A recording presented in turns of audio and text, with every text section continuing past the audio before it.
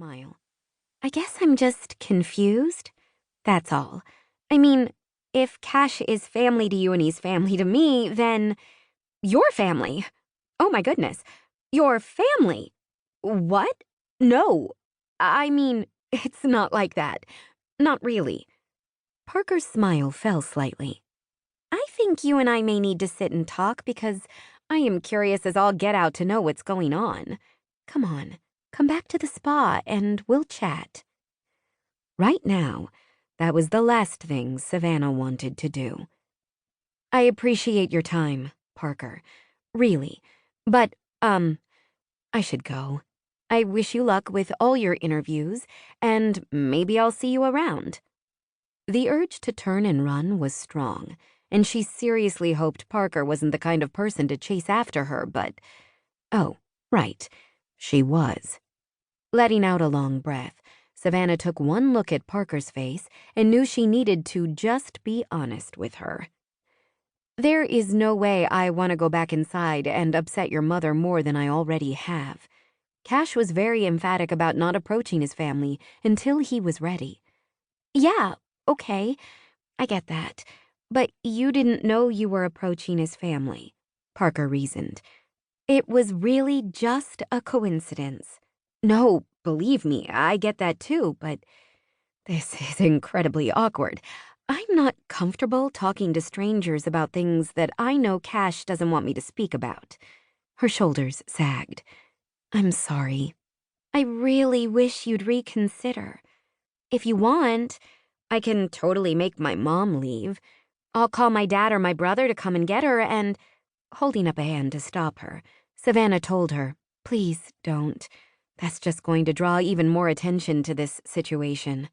I hate to break it to you, but the cat's already out of the bag. She motioned to the spa and laughed softly. I'd be surprised if my mother wasn't on the phone right now either calling everyone she knows or texting them. Damn it. Nodding, Parker laughed again. If it makes you feel any better, she already saw the two of you earlier.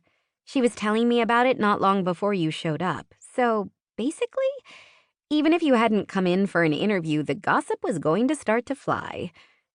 Cash had warned her about the dangers of small-town life, and she hadn't believed him. Lesson learned. Still, it's not my call to make. I'm sorry, Savannah murmured before turning and walking away. Tears stung her eyes because she really wanted this job.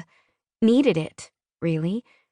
Packing up her life in Seattle to bring Cash back to his hometown was a no-brainer, but she desperately needed to work. Her savings wasn't big by any stretch of the imagination, and since she had no idea how long they were going to be staying, it was important for her to have a job. Just not this one, she whispered when she got to her car. The crappy little Nissan Sentra was over 10 years old and had well over 150,000 miles on it, but it refused to die, which was great since Savannah didn't have the money for a new car anyway. With a weary sigh, she climbed in and drove back to the tiny bungalow she and Cash were renting. It was fully furnished, and the price was right, but she had to wonder if they could have found something a little nicer.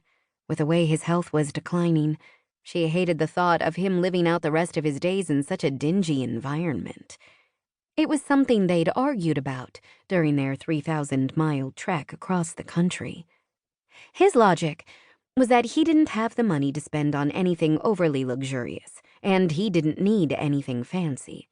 Savannah had pointed out that she didn't need fancy either, but the house was the exact opposite of fancy. Basically, it was shitty. There was no better word to describe it. And now, as she pulled up to it, she wished she had put her foot down sooner. Once she was parked in the driveway, she took a few minutes to collect her thoughts. She knew Cash wouldn't be upset about her walking out on the interview, but she had no idea how he was going to feel about her coming face-to-face with his relatives. Feeling mildly overwhelmed, she let her head rest on the steering wheel and did her best to let the disappointment and anxiety wash over her. In a few minutes, she'd have to put a smile on her face and pretend like she was fine. Story of my life.